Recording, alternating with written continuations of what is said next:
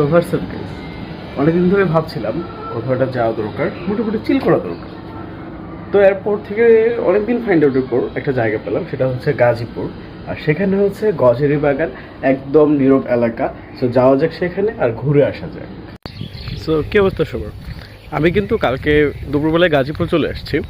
আর একটা জিনিস আপনাদের দেখতে পাচ্ছেন হয়তো, আমার পিছনে কিন্তু রাস্তা, এদিকেও কিন্তু রাস্তা, তো কোনো মানুষ কিন্তু নেই। আশেপাশে হচ্ছে মোটামুটি লিচু বাগান আছে, আর ওই সাইডে হচ্ছে গজেরি বন। তারপর হচ্ছে যে গ্রামটা মোটামুটি ভালো একটা ঘোরার মধ্যে একটা গ্রাম, কারণ মানুষের এখানে হচ্ছে জনবল খুব কম, আর মানে ঘুরে ঘিরে মজা পাওয়ার মতো একটা গ্রাম। তো